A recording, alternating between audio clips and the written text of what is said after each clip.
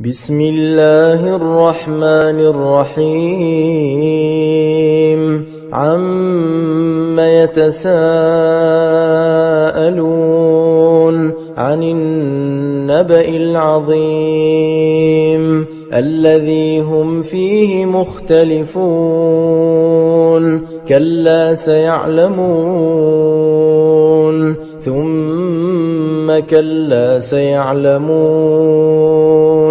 ألم نجعل الأرض مهادا والجبال أوتادا وخلقناكم أزواجا وجعلنا نومكم سباتا وجعلنا الليل لباسا وجعلنا النهار معاشا وبنينا فوقكم سبعا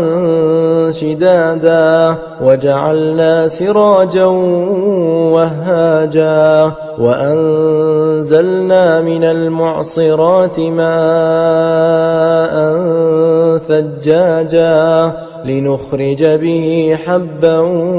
ونباتا وجنات ألفافا إن يوم الفصل كان ميقاتا يوم ينفخ في الصور فتأتون أفواجا وفتحت السماء فكانت أبوابا وسيرت الجبال فكانت سرابا إن جهنم كانت مرصادا للطاغين مآبا لابثين فيها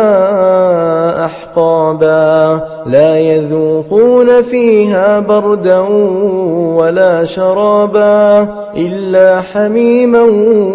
وغساقا جزاء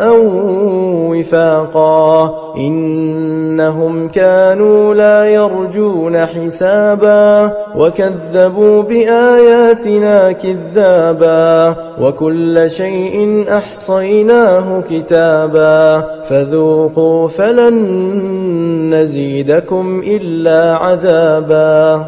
إن للمتقين مفازا حدائق وأعنابا وكواعب أترابا وكأسا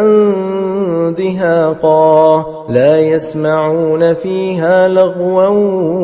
ولا كذابا جزاء من ربك عطاء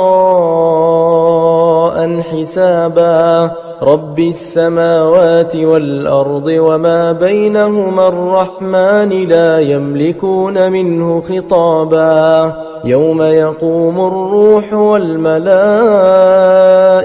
صفا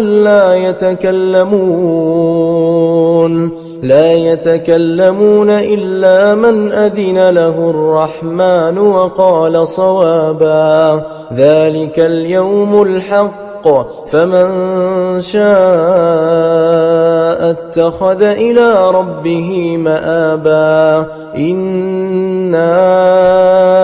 أنذرناكم عذابا قريبا يوم ينظر المرء ما قدمت يداه ويقول الكافر يا ليتني كنت ترابا.